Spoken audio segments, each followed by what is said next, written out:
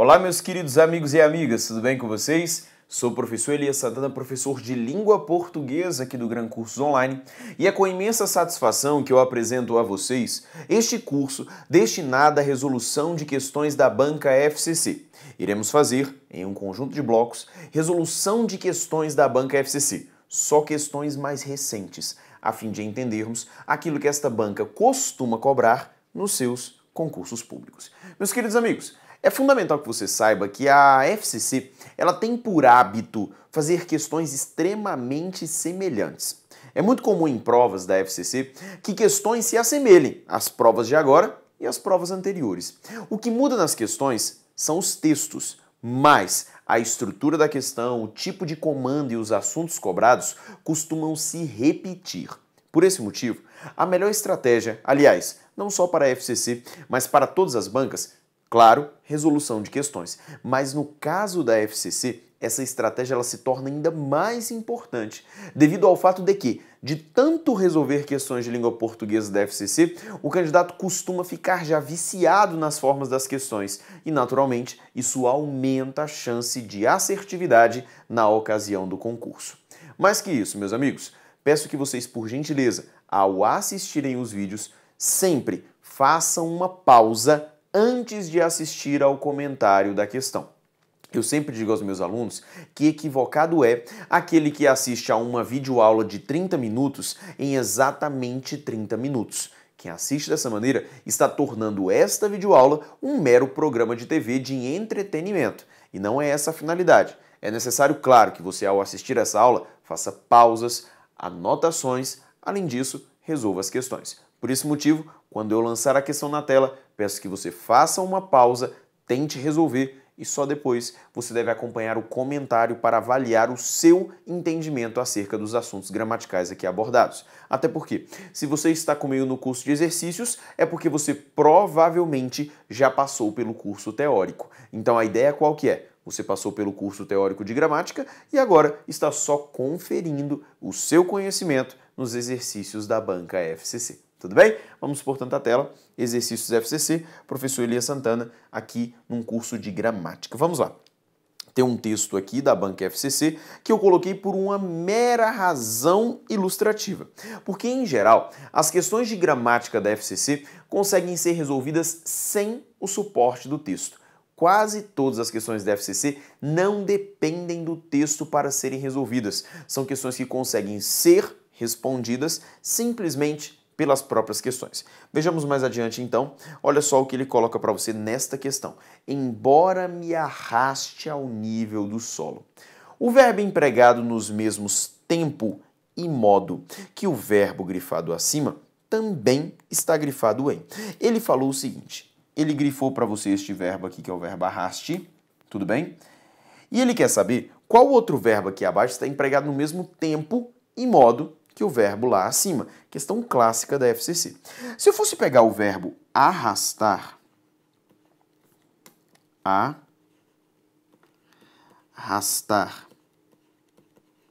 e fosse conjugar este verbo no presente do indicativo, o meu resultado seria eu arrasto, tu arrastas, ele arrasta. Nós arrastamos, vós arrastais, eles arrastam. Mas essa seria das três primeiras pessoas verbais, que basicamente é o que você precisa para resolver quase tudo da FCC. Tudo bem? Esse é o presente do indicativo. Veja para mim o seguinte, que para formar o presente do indicativo do verbo arrastar, na segunda pessoa aparece a vogal A. Na terceira pessoa aparece a vogal A. E você que já estudou a parte de conjugação verbal, sabe que para que eu forme o presente do subjuntivo, se aqui for A, eu vou colocar E. Se aqui for A, eu vou colocar I. Não é verdade? O presente do subjuntivo, que é aquele tempo verbal conjugado com o que, não é verdade? Que eu, que tu, que ele, que nós, que vós, que eles. Então, como é que seria a conjugação do verbo arrastar? Ficaria da seguinte maneira: que eu arraste, Pare aqui comigo só um pouquinho. Tá vendo que antes era A e agora é E? Tá vendo? O que era A vira eu. Arrastas, arraste. Então acompanhe comigo. Que eu arraste, que tu arrastes, que tu arrastes, que ele arraste. Tudo bem? Portanto, encontramos a qual tempo e modo verbal pertence o verbo arraste. O verbo arraste é um verbo que está no presente do subjuntivo. Detalhe importante, queridos. Veja a presença deste embora que aqui está. Embora é gramaticalmente uma conjunção subordinativa adverbial. Beleza? Uma conjunção subordinativa adverbial com valor de concessão. Tudo bem? Mas só para te ilustrar o seguinte, o que importa aqui é essa informação, ó, que é uma conjunção subordinativa, ok? Por quê? As orações subordinadas preferem verbos no subjuntivo. Tudo bem? Porque dessa maneira, quando eu olho para esse embora, eu já suponho, já imagino, já aumenta a minha chance de este verbo aqui estar no subjuntivo. Neste caso, confirmando, portanto, presente do subjuntivo. Ele quer saber, portanto, qual das opções que estão aqui abaixo apresenta um verbo também no presente do subjuntivo. Na letra A, o fato de não ser continente não me impede de admirar e aprovar. Peraí, se eu conjugar o verbo impedir, eu impeço, tu impedes, ele impede. Veja para mim, por favor, então, que este verbo aqui, ó, ele está no presente do indicativo. A gente quer um verbo no presente do subjuntivo. Letra B. Contrariamente ao que ocorre em geral. Ocorre também é um verbo no presente do indicativo. Letra C. Mesmo quando as pernas fraquejam. Eu fraquejo, tu fraquejas. Olha o A aqui aparecendo de novo. Presente do indicativo. Não é verdade? Letra D. Aspiro particularmente a que julguem. Primeiro passo. Veja que o verbo aqui, ó, é o verbo julgar.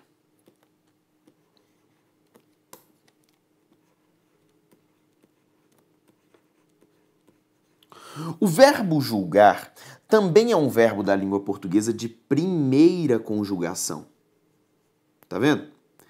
Então ele deve ter configuração semelhante ao do verbo arrastar, quando, claro, estamos falando de verbos regulares. Ou seja, se eu fosse conjugar o verbo julgar, eu julgo, termina em o, tu julgas, ele julga. Veja que aqui está com e, porque no subjuntivo seria que eu julgue, que tu julgues, que ele julgue. Dessa forma, portanto, veja a presença aqui, ó, deste e, te mostrando, queridos, que este verbo aqui, ó, ele está no presente do subjuntivo, ratificando então que a alternativa correta é a letra D. Ao passo que cometo, que aqui está, é um verbo no presente do indicativo. Professor, mas se eu for observar dessa maneira, eu vejo que o verbo impede tem um E, o verbo ocorre tem um E, mas calma, veja que o verbo impedir não é um verbo de primeira conjugação, ele é um verbo de terceira conjugação, termina com IR, assim como o verbo ocorrer é um verbo de segunda conjugação. Vamos pegar um verbo de segunda conjugação, só para você entender o que eu quero te dizer. Se eu pego, no caso, um verbo como correr,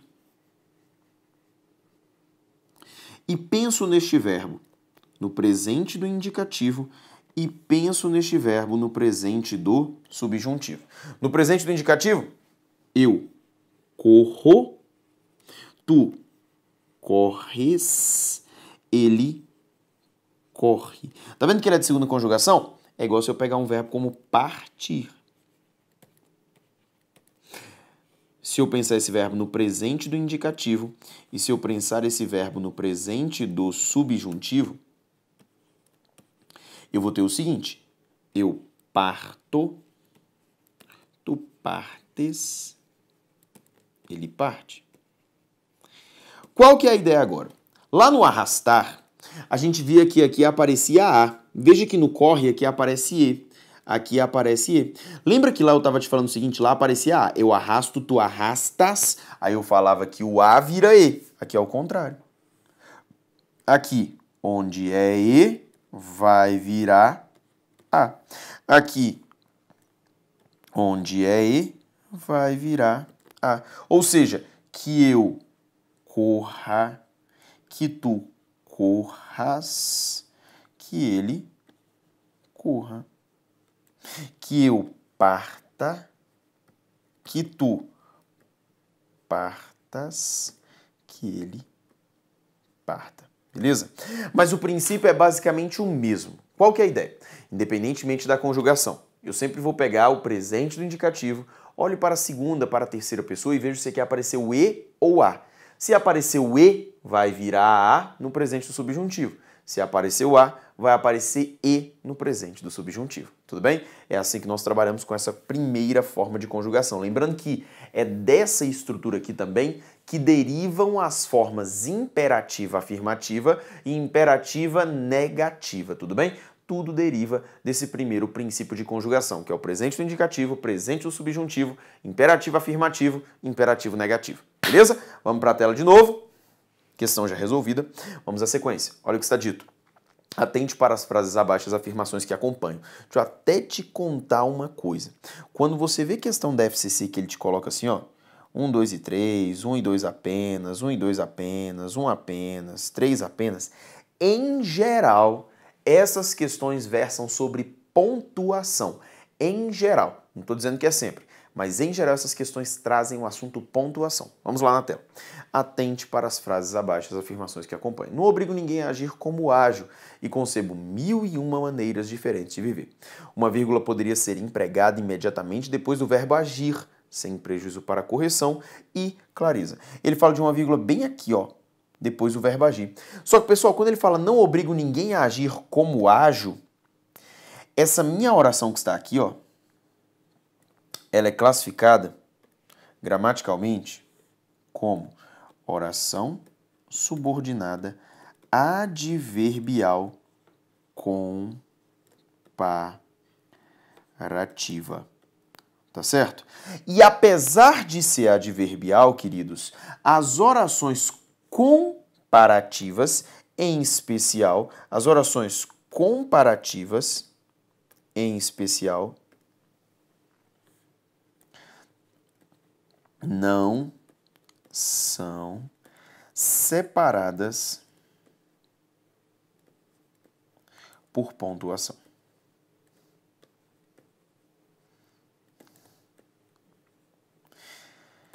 E por que elas não são separadas por pontuação? Por uma razão básica. Não existe como comparar sem algo anterior. Ou seja, a relação entre essas duas orações ela é tão intrínseca, também conhecida linguisticamente como correlação oracional, não é correlação verbal, é correlação oracional.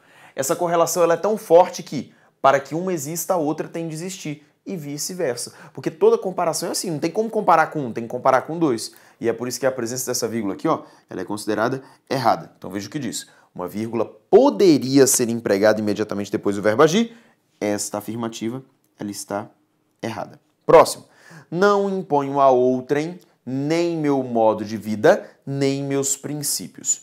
No caso do emprego de uma vírgula imediatamente depois do verbo imponho, ele quer uma vírgula bem aqui, ó. Depois do verbo imponho, a correção poderia ser mantida desde que se colocasse uma outra vírgula após a palavra vida. Ou seja, ele está falando para você que seria mantida desde que eu colocasse duas vírgulas dessa maneira. Repare comigo na atrocidade que acabou de ocorrer. Olha só. Quem é que impõe? Eu. Quem impõe, impõe algo. Impõe o que, segundo o meu texto? Nem meu modo de vida, nem meus princípios. Esse aqui que eu acabei de destacar para você, em amarelo, é o objeto direto. E quem impõe, impõe algo a alguém. E neste meu texto, quem impõe algo a alguém, impõe a outrem, que eu estou destacando para você na cor laranja.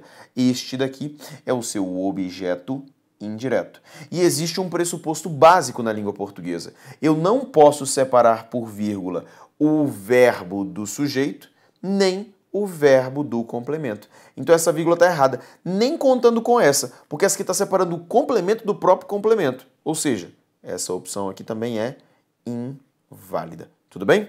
E na afirmativa 3, o fato de não ser continente não me impede de admirar e aprovar os feuliantes e os capuchinhos que o são.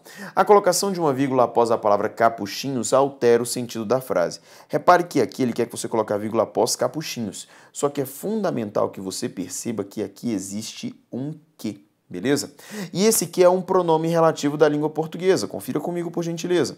Olha só, o fato de não ser continente não me impede de admirar e aprovar os feuliantes e os capuchinhos, os quais o são. Te provando, portanto, que esse que aqui está é um pronome relativo da língua portuguesa. E, se ele é pronome relativo, esta oração aqui, ó, é classificada gramaticalmente como oração subordinada adjetiva. Como ela estava originalmente sem vírgula, ela é restritiva. Com a inclusão da vírgula, ela deixa de ser restritiva e ela vai passar a ser explicativa. E você que está estudando para a FCC precisa saber que essa mudança entre explicativa e restritiva sempre altera o sentido do texto.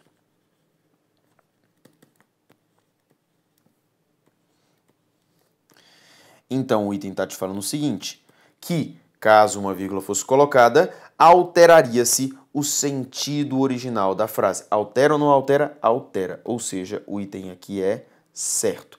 Logo, os dois primeiros são errados, o último está certo. Deve-se, portanto, marcar a letra E de escola. Vou até te dar outro conselho muito importante para a banca FCC. Eles têm por hábito, em questões de pontuação, quando se fala em sentido, mudança de sentido, alteração de sentido, preservação de sentido, em geral, quando a FCC fala de vírgula e sentido, eles têm isso aqui, ó, oração adjetiva. Então, conselho para quem está estudando para a FCC, saiba bem este assunto. Oração subordinada adjetiva explicativa, oração subordinada adjetiva restritiva. Lembre-se que a mudança entre um e outra é uma mudança semântica, uma mudança de sentido, legal? Vamos para a tela mais uma vez. Olha só o que está dito na próxima questão. Os dois verbos grifados que foram empregados no mesmo tipo de... Os dois verbos grifados que foram empregados no texto com o mesmo tipo de complemento encontram-se em. Ele quer saber no texto o seguinte: qual é o tipo de verbo que está aqui, que tem o mesmo tipo de complemento que os demais, que o mesmo da sequência, tudo bem? Eu quero observar com você o seguinte, olha só, antes de mais nada, quero te lembrar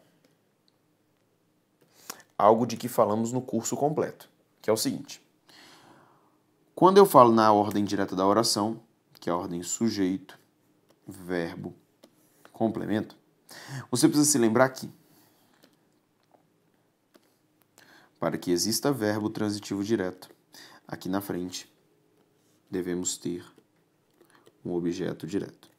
Para que exista um verbo transitivo indireto, aqui na frente, devemos ter um objeto indireto. Para que exista um verbo transitivo direto e indireto, aqui na frente, devemos ter um objeto direto e um objeto indireto. Para que possamos ter um verbo de ligação, significa que aqui na frente encontraremos um predicativo do sujeito. E para que tenhamos um verbo intransitivo, significa que na frente não temos a necessidade de achar nada. Até porque na ordem direta da oração, aqui à frente é a posição dos chamados adjuntos adverbiais da língua portuguesa. Por que estou te falando isso? Lembre-se que para ser verbo transitivo de qualquer espécie na língua portuguesa, é necessário que o verbo seja um verbo de ação. Legal?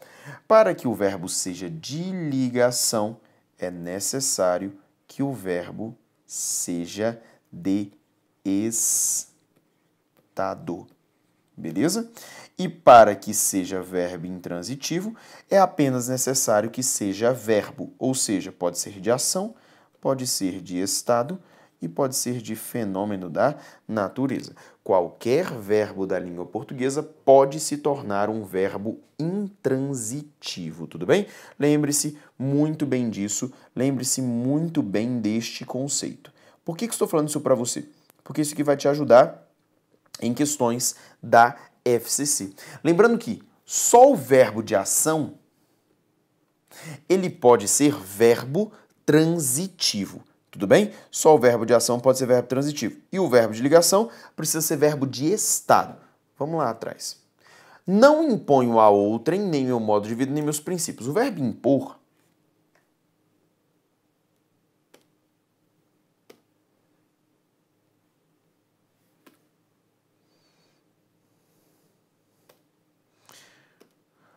impor é um verbo de ação. Ao passo que o verbo são é um verbo de estado. Tudo bem?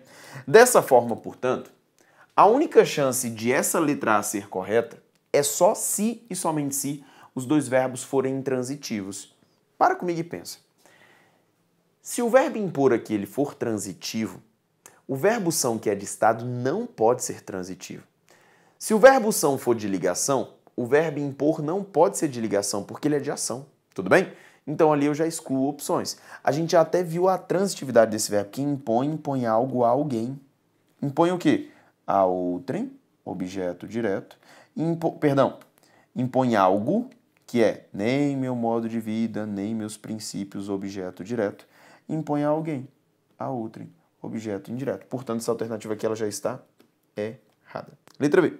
Ainda que não o acompanhem minhas ações. Ainda que não o acompanhem minhas ações. Quem é que acompanham? Minhas ações. E quem acompanha algo. Acompanha esse o, que é o objeto direto. Tudo bem? Então, verbo transitivo direto. Mesmo quando minhas pernas fraquejam. Quem é que fraquejam? Minhas pernas. Sujeito. Só que quem fraqueja, fraqueja. Verbo intransitivo. Portanto, letra B também, opção inválida. Tudo bem? Vamos à sequência. Letra C. Não cometo esse erro tão comum de julgar os outros por mim. Quem comete algo. Comete o quê? Esse erro tão comum. Objeto direto. Minha fraqueza não altera absolutamente o apreço. Quem altera algo. Altera o quê? O apreço. Objeto direto. Alternativa correta, portanto, letra D, pois ambos os verbos são transitivos diretos. Letra D. Não cometa esse erro, a gente já tinha visto aqui, ó, verbo transitivo direto e fraqueja um verbo intransitivo, então já era. Na letra E, a gente já tinha visto que o verbo impõe é verbo transitivo direto e indireto nesse texto, contrariamente ao que ocorre em geral. O que ocorre, eu nem tenho aqui no texto, mas o verbo ocorrer, ele é verbo intransitivo da língua portuguesa. Ratificando, portanto, letra C, alternativa correta. Tudo bem? Vamos à sequência, mais uma questão em que ele traz para você algo semelhante ao que vimos lá no começo. Ouvir as comunicações dos inimigos e decifrar seus códigos era uma atividade indispensável. Veja que ele trouxe para você o verbo ser, que é um verbo irregular, tudo bem? Só que o verbo ser, no pretérito perfeito, eu fui, tu foste. No pretérito imperfeito, eu era, tu eras. Esse verbo aqui está no pretérito imperfeito da língua portuguesa. Tudo bem? Pretérito imperfeito da língua portuguesa. Quando a gente fala no pretérito imperfeito, lembra sempre que o pretérito imperfeito ele tem terminações muito semelhantes, que é o quê? Se eu pego, por exemplo, do verbo caminhar, como é que seria o verbo caminhar? Vamos pensar aqui na frente. Tela branca. Vou pegar para você o verbo caminhar,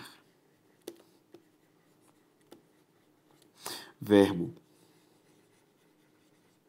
comer e um outro verbo como imprimir. Primeira, segunda e terceira conjugação. Aí a gente vai pensar nesse verbo no pretérito perfeito e no pretérito imperfeito. Tudo bem? No pretérito perfeito, que é aquele pretérito das ações findas, das ações conclusas, caminhar ficaria eu caminhei. Tudo bem? Ao passo que no pretérito imperfeito seria eu caminhava.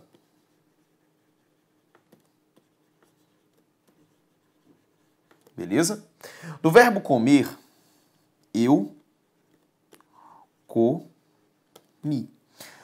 No pretérito imperfeito, eu comi a. Beleza? No verbo imprimir, eu imprimi. Tudo bem? Já no pretérito imperfeito, eu imprimi a. Por que eu estou te fazendo isso aqui? Para você lembrar de uma coisa. Quando a gente falar do pretérito imperfeito, eu quero que você se lembre muito disso aqui, ó. Ava, ia. Tudo bem? Porque o pretérito imperfeito ele é muito semelhante nas suas ocorrências. Claro, o verbo era é um verbo irregular. Mas eu caminhava, tu caminhavas, ele caminhava. Nós caminhávamos, tá vendo? Ava. Eu corria, tu corrias, ele corria. Nós corríamos, tá vendo? Fica ia. Lembra disso? Para o imperfeito. Ava, ia. E os outros pretéritos você deixa de lado. Para o caso do perfeito. Agora, lógico, o mais que perfeito seria o quê?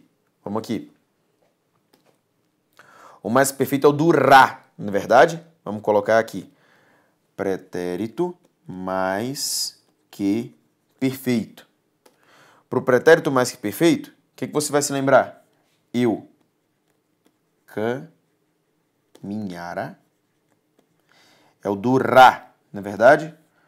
Comia. Eu comera. Ra.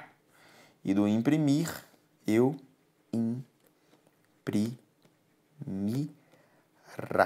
Tudo bem? Dessa forma aqui. Lembrando, pretérito perfeito, qual é a definição de cada um deles? Pretérito perfeito, ação iniciada no passado e conclusa no passado, ação pontual no passado.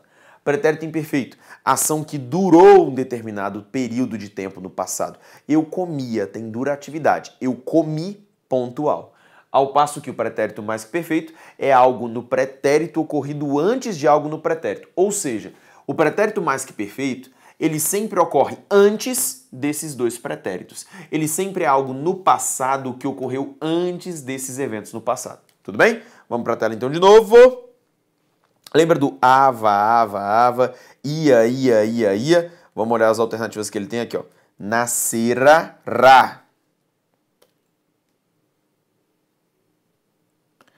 Nascerá.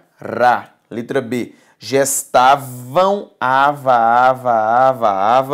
Utilizou. Não é ava, não é ia. Tudo bem? Dois tópicos que hoje proporcionam. Não é ava, não é ia. E causarão. Não é causavam. Pronto. Letra B de bola. Tudo bem? Vamos conferir. Nascera.